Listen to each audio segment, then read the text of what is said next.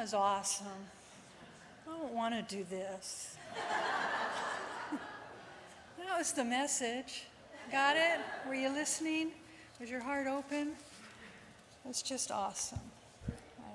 Thank you, Holly. Oh, man. I'll try to quit saying that, but it seems to be my mantra instead of I am. So thank you for being here today. And we're talking about the impersonal self. And Holly, she's so adorable. She writes me and says, what's the message going to be? And I'm saying, the impersonal self. And she's going, oh, that's, kind of a conversation stopper. And I said, but you'll know what to do with it. And you certainly did. So thank you for opening us up. The idea of the impersonal self is, it's beyond those words. It's something that I long in this talk today to connect to in a way that's been a life journey for me. Many times, aren't we awake? Don't we get it sometimes? We really get it.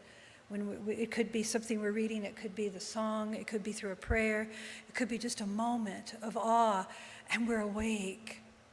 We're awake, and we get it, and we feel the divine pouring through us, and we feel that we are part of that. You're a part of that. We're all one with that. And then other times we're asleep. We're going, what? What's going on in our world? And there's complaining that starts to happen, and we go back to sleep. Wake up, wake up, wake up. And that's the spiritual journey, is to stay awake, is to look at this consciousness that is the divine. That is the impersonal. When the divine speaks, it is impersonal because it is all that there is, and it is a gift for each and every one of us. Each and every one of us can partake of all of the love, all of the beauty, all of the joy, the love, the light, the life, all that God is. We can partake of that. And in Science of Mind, the law has done all it can. That is the impersonal law. It has done all it can for man. It has evolved him to a point of individuality and must now let him alone discover the secrets of that for himself. Sri Aurobindo and the mother, they were married, and she was devoted. All her devotees called her the mother. And their wisdom and their ways were so profound, and they built a beautiful wisdom and a beautiful ashram in India devoted to this way of living, this way of life, this way of truth, this divine life. And his invitation for all of us in his many writings is to recognize the many selves that live within us, and they aren't bad people. They aren't bad people. They were constructed in order for us to make sense of things, to be in this divine play, this divine dance, to understand, but they do not define us.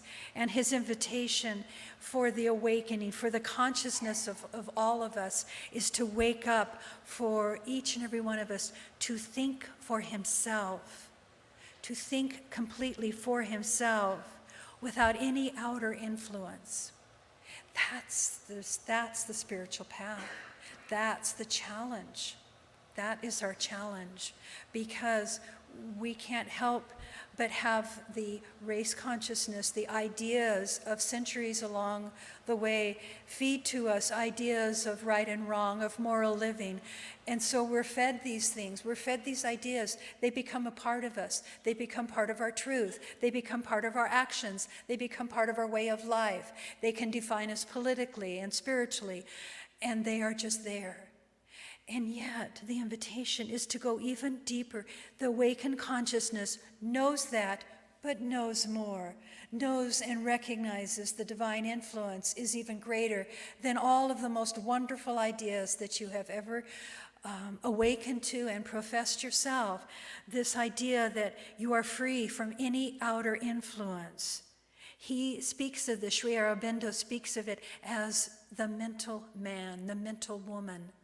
This idea of I am not the body, I am not the mind, I am more than that, I am an awakened consciousness. He used to do a practice, he used to tease some of his disciples, and just out of nowhere, he'd say, well, why'd you do that? And usually the answer was, I don't know.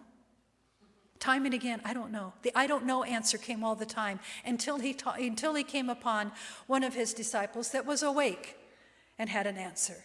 Because they were prepared in every way. They prepared their spiritual mind. They cultivated it. They practiced. They dwelled moments and hours in silence and stillness. And they listened to the still small voice. And they did their spiritual work. So when they were asked a question, why? They had an answer that was deep and profound and true, based on absolute truth.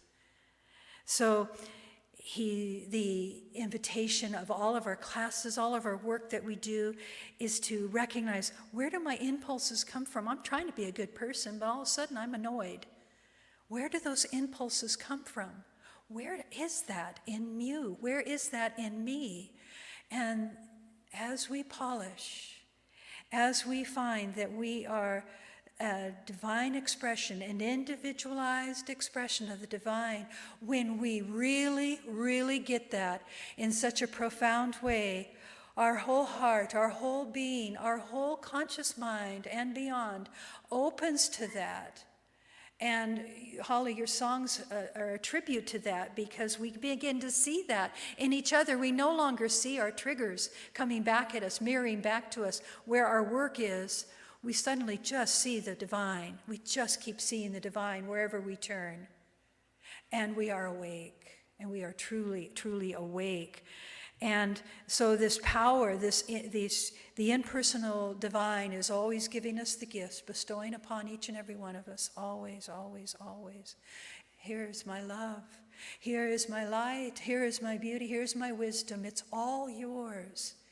And then we take it into the mind and awake and open at the top, and we funnel it in, and then it gets, stuck on some of the sides of our perceptual fields. But when we work on that, it just flows, and we become filled with this luminous light of truth. And one of these stories from Andrew Harvey, he wrote this book called Sun at Midnight. And Andrew Harvey spent 25 years under the master teaching of a woman he was very devoted to, Mother Mira. But he was disillusioned in his path, and that's what this book is about. But before his journey, he met 3 wise people, and one of them was B.B. Griffith, and another one was just a woman that was speaking to him from Germany. And this third person was one of his tour guides, and his name was Isaiah. And he was, they were looking at different sites in the old city, and he recognized, just the day before they had visited the museum in Oshkosh, and he had recognized, and he kind of gasped because this was the next day, and he hadn't realized that his guide, he had the numbers on his arm, had been a prisoner. And he said, I noticed those numbers sticking out of his Hawaiian shirt, and I gasped. Because that afternoon before, we had just walked in silent anguish through the Holocaust Museum, and Isaiah had said nothing. And then Isaiah noticed that he recognized those numbers, and he said, yes, I was there.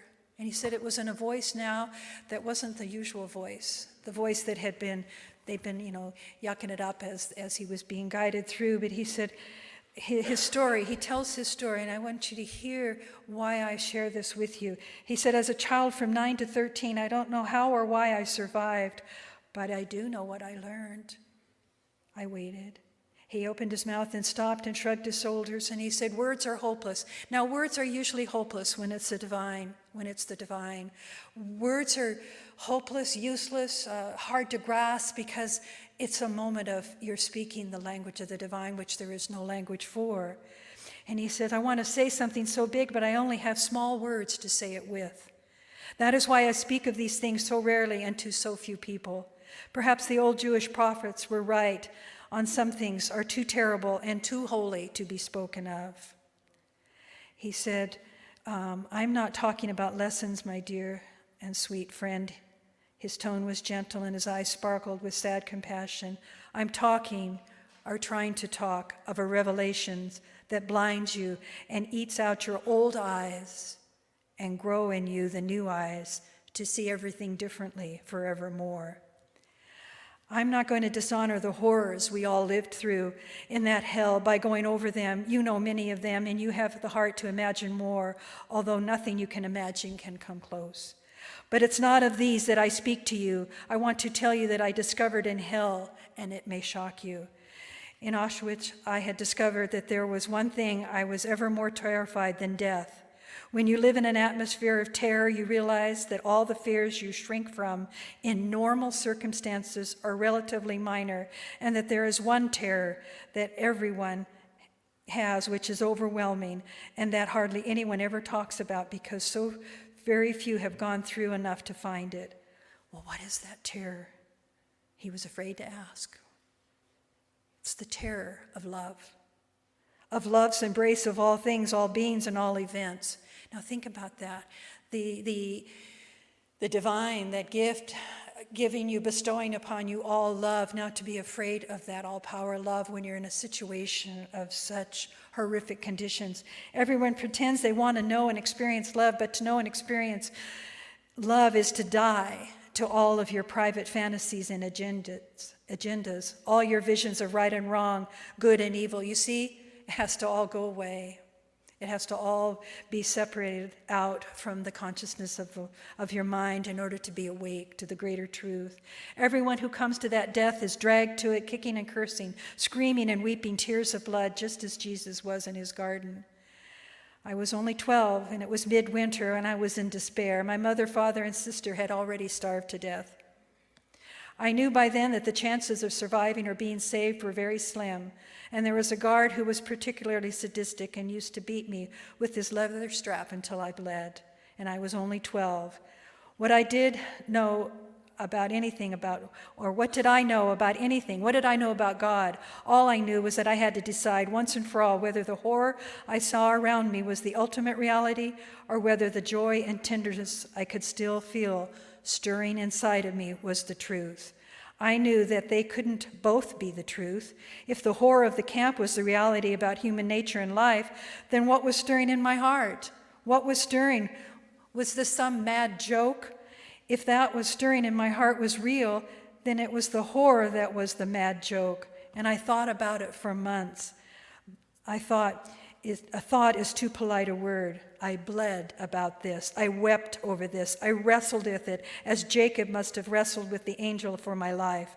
I had to know, or I would drown in the darkness. For the first time, I started to pray. My prayer, which I began to repeat every moment, was only 4 words. Show me the truth. And nothing came. Not a single insight, not a single vision, not a dream or a comforting angel. Nothing came at all. But I prayed, and I prayed more and more desperately.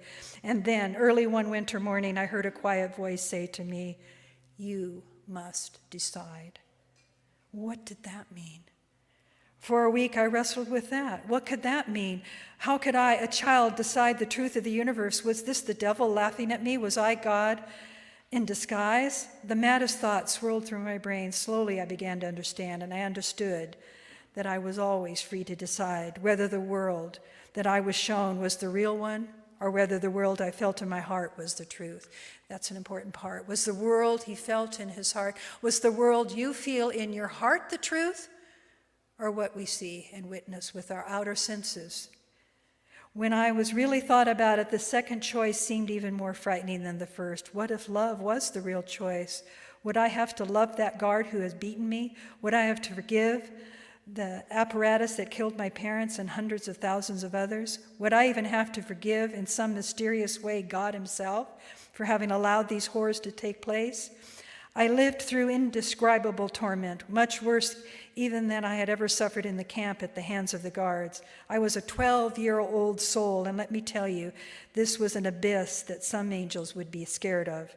Then one morning I woke up, and I knew quite simply what I had to do. I had to choose what was at the bottom of my heart, that fire I felt there when I thought of my mother, of our cat at home, or the flowers or the vegetables in my garden. So I went out into the camp yard, covered with snow, with a gray lowering, hopeless sky overhead, and I closed my eyes and I screamed with my whole being, I choose love. I choose love. I choose love. And then it happened. When I opened my eyes, a sun shot, not of this world, had come out and was blazing, the sun, blazing in a glory all around me. The snow along the barbed wire glittered like diamonds, and the air was sweet. And I heard the skin of a cold apple against my cheek. The guard I hated at that moment came out, but he didn't see me, but I saw him, and this was the miracle. I had no fear. I had no hatred, only a burning pity that scalded my eyes with tears. I did not feel vulnerable as I had feared. The thing in me that was crying was stronger than anything or anyone that I had ever encountered. It or he or whatever it was felt like a calm column of fire that nothing could put out. Somehow I survived, and I've never forgotten. That is the big love. Now, how challenging are your tests of the divine? Mine pale in comparison to that horror. And I whimper at even the slightest insult. And yet, what drives me is that deep knowing of this consciousness, of this connection to the divine, of this love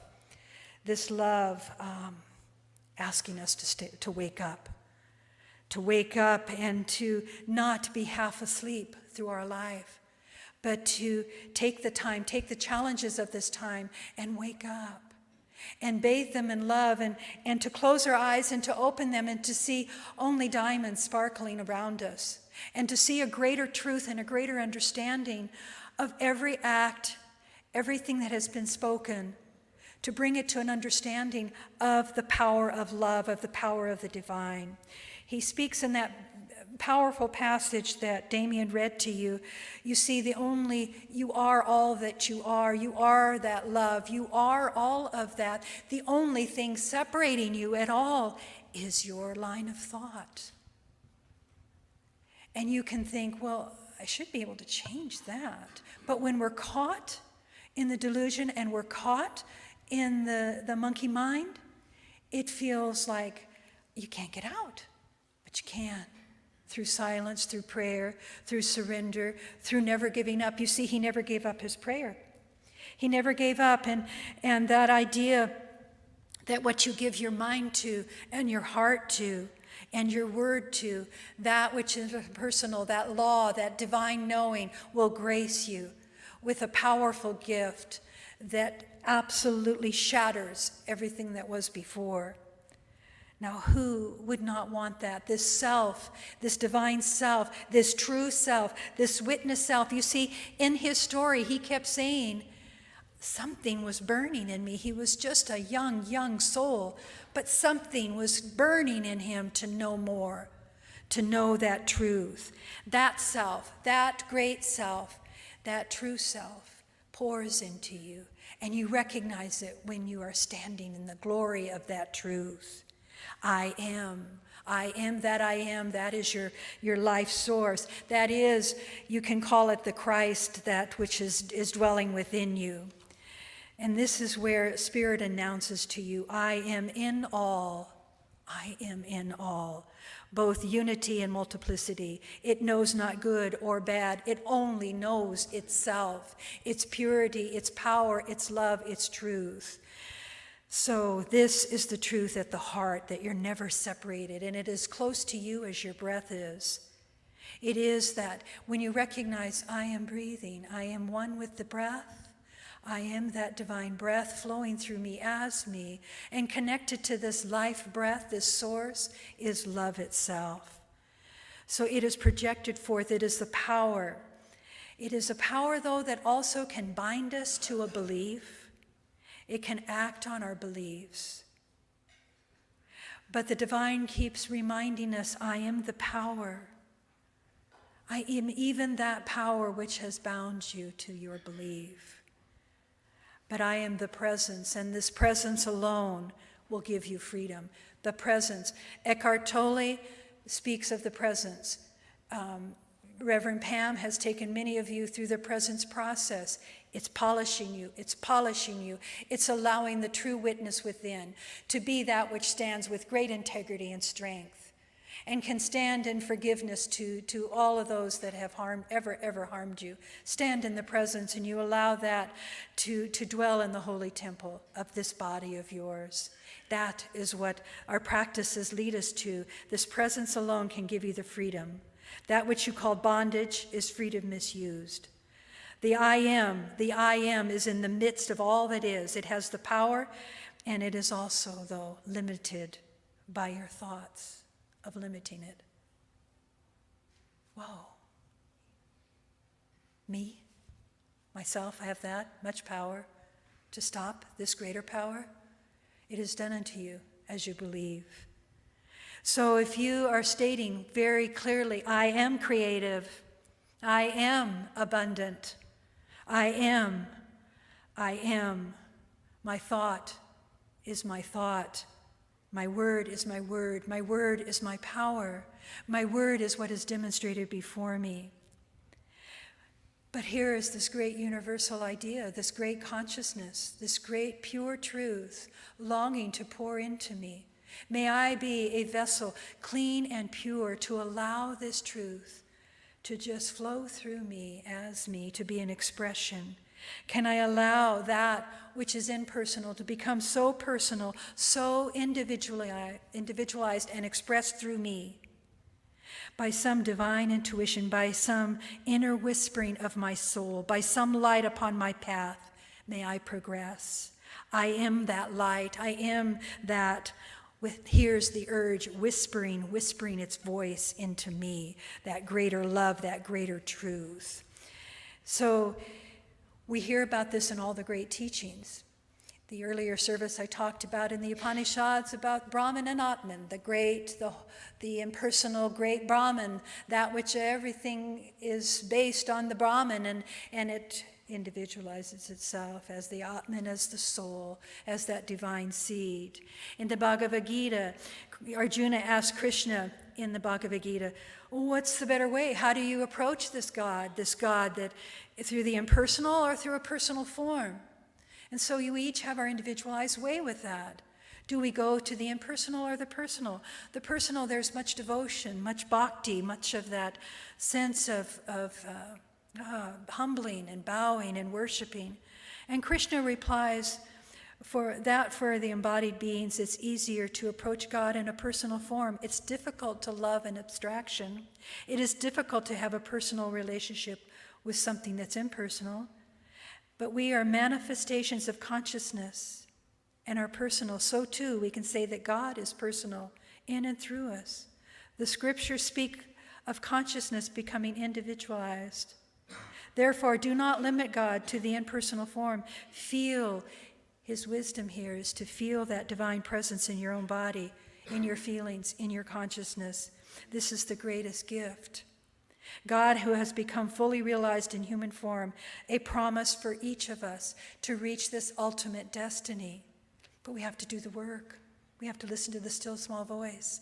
We have to remember who we are and why we're here. So God is personified in each of us, but God has also taken the form of deities and other powers and beings which transmit divine consciousness through various functions and states of consciousness. In the end, Krishna says, in whatever form a devotee sees me, I will come. Whew. What a relief. In whatever form you choose, devote yourself to that. This is a center that does not dictate a dogma to you, that requests that you do all of these steps and you will reach it. It's an invitation to simply wake up and to be in the presence of the divine and to be anointed by the Holy One in such a way that if anyone came to you and said, why'd you do that? Because I'm love. Because I'm truth. Your answer would be right there, blessing the other in that very moment. So we're going to close with I'll have, not Judy, but Dalton. Thank you, Dalton. I'm going to take you through, this is a passage from Joseph Benner, and he writes about the impersonal life, and it's all about the I am. And so the I am, you see, it's such a beautiful expression. 2 words can lead your whole life, I am. Because when we polish it to the clarity of the I am, we can be so clear, so delicate with that, and we are that. In every scripture, the Bible, the Bhagavad Gita, the Vedic text, the Buddhist text, they all keep pointing you back to the I am. So I'd like you just to meditate for a few moments with me as he plays the keys of the piano, and then I'll end it with a treatment. But just, this is your part, this is your piece of being the individualized expression of the divine. I am. So you close your eyes and you relax your body, and it's to you who hear me I speak. To you who, through long years and much running to and fro, have been eagerly seeking in books and teachings, philosophy and religions. For you know about truth, happiness, freedom, and God. To you whose soul becomes weary at times, discouraged, almost destitute for hope, I speak to you. To you who many times have attained a glimpse of, that truth, only to find, when you followed and tried to reach it, it disappeared. Was that a mirage in the desert? To you who thought you found it in some great teacher, perhaps acknowledged in some form that appeared to you, it was so marvelous, only to awaken later to realize it was a human personality with a fault or a weakness, but everything is the same as me. What is this highest truth? To you I speak, and here you are, perhaps soul weary, but hungry, not knowing where to turn. To you, the I am has come. To you, beginning to feel the presence of the truth within your soul, you begin to feel this truth urging you, seeking you, confirming to you that which of late has been vaguely struggling, trying to wake up inside of you. To you who are hungry for the bread of life, I am come. Are you ready? Arouse yourself, still that human mind, and follow closely. Don't be disappointed anymore. Who am I? At the very heart of your being, who is that speaks? Listen, it is the I am in you, the part of you who is and knows, who knows all things, this divine self, this true self, this part of you that always knew and always will. Yes, this is the I am in you. This is yourself. This is the part of you who says, I am, and is I am, the transcendent innermost part, which quickens as you listen. You respond to the word and you receive the truth right here today. I am is my real teacher, the only real one I will ever know, the master of myself, this divine self. I am brings me to the message of a living word. I am that I am, and I am listening. I weigh and study these words carefully. I rise up and I free myself. I see that I am in domination. I have dominion over all that I have created. I am has come to my soul consciousness, and I am quickened, and I am prepared, and I am strong enough, and I cast away all fear, for I am in the endless joys and the endless blessings of the divine. I am, and I am coming to know that my consciousness is filling with the divine presence. I am that I am. My field of my mind has been purified, and the light of this greater truth is pouring into my heart. And though I weep and am ushered into the challenges of my life, I see through it all with the divine eyes of a greater truth. I am that truth. I am that truth pouring through me. I am ready for this word of truth to fill me, to restore me. This has been my journey. I have longed for this moment, and I'm in community now, only dwelling in a light that is bestowed upon each and every one of us, a divine light that welcomes each and every one of our hearts on its journey into the one, into the field of the one love, into that destiny that we were born to know and to realize. I am awake to this divine truth. I am awake to the divine. And I pause, and a still small voice whispers back to me, I am, and you are, and I am, and you are, and we are one. So I give thanks for the blessing of this moment. Yes, it's a serious moment, but it's a joyful moment. It's a moment that truth is revealed, that why I come time and again. The question has been answered. Why is because I long for the truth of love itself to be revealed. So I give thanks. I give thanks for the many who serve this center, who allow it to be a beacon of light. Every vision ever held has seen our center as a beacon of light, drawing all others to its place of truth. And I welcome all people to enter into this kingdom of absolute knowing, a greater truth, a greater idea. This is what love does. I release my word just knowing that we walk together, we talk together, and we speak truth, and we lean into one another, and we dry each other's tears. That is why we are here. Thank you, God, for the companionship, for the fellowship that we each have on our journey. Thank God for this center. Thank God. Thank God. Thank God. And so it is.